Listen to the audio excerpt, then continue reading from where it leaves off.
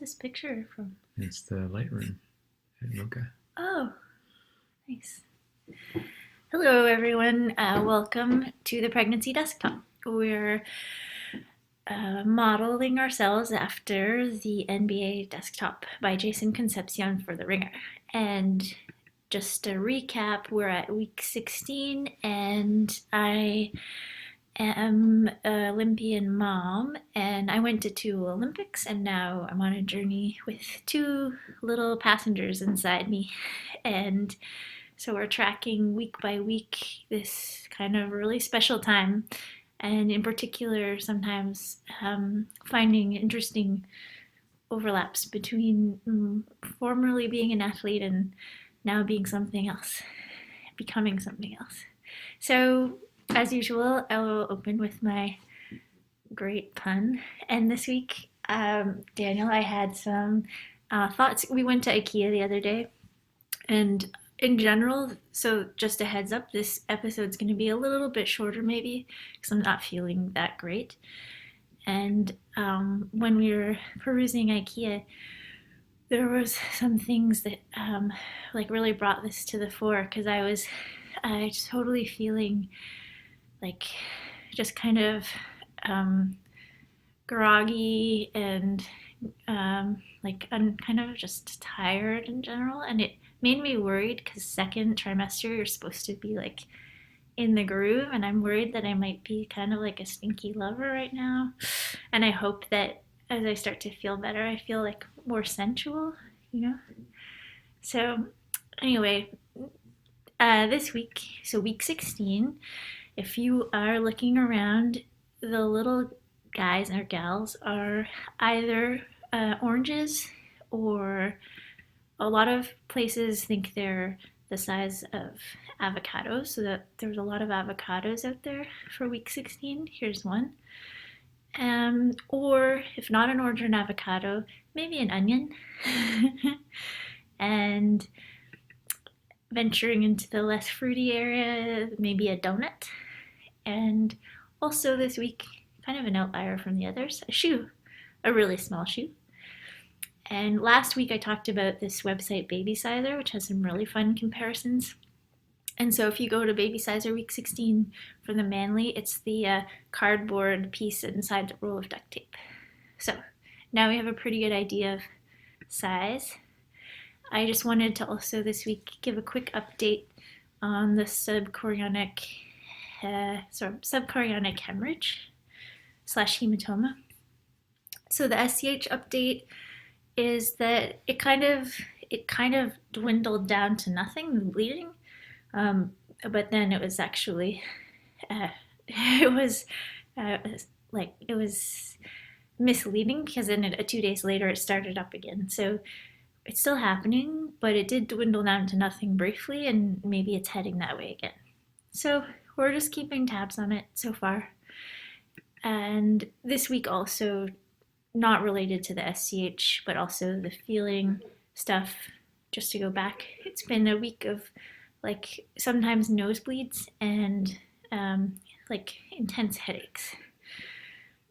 And oh yeah, this week, so we were speaking with our OBGYN, and we are going to go back and speak to some geneticists who are specialists in this area to see if we should go for amniocentesis. So here's one happening. So just to recall that usually amniocentesis, it's an invasive test. So I have another picture showing what's actually happening under the skin. You are actually diagnosing, oops, that's not the link I meant. Here we go. Diagnosing by taking this sample of fluid. So they have to carefully aim a needle, just take some sample of the fluid, and then test that. They can actually look at the chromosomes and determine a bunch of things.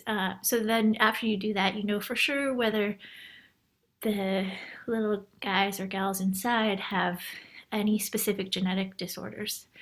And then we were looking around a lot this week whether to do it or not, because there is some risk. It's really low, but there's not a risk. And we were wondering if there's anything as good that could come up with just as valuable information So we haven't found something, there's no other diagnostic test. There are other screening tests, which means they give you a prediction, like a risk of having certain genetic conditions. So one that's popular, for us it costs like around $500 if we want to do it. So there's some differences. For example, it's taking the blood, so it's called a non-invasive test because it samples a blood which has a mix of my blood and fetal blood, and then based on that, they try to see what's going on. So that's an NIPT test, or yes. So there are some important differences. Amnio is diagnostic, the other one is screening. There's different risks. Amnio carries a risk, whereas the blood test doesn't. But you get different quality of results, especially to consider is that when you have twins, the blood test can be less reliable. And there's cost. So we haven't come down fully on one side or the other, but we will be figuring that out really soon. On a more fun note, we're planning to have a diaper party. So we were given this advice from a book we were reading. It seems like a good idea. So the idea is that instead of having a traditional baby shower, we can do basically a party where the cost of admission is you bring a bag of diapers.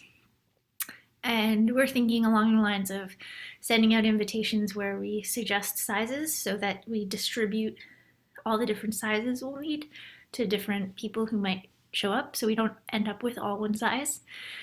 And some of the fun things is that we could end up with, our entirely needed supply of diapers. Here's someone else's haul from their diaper party.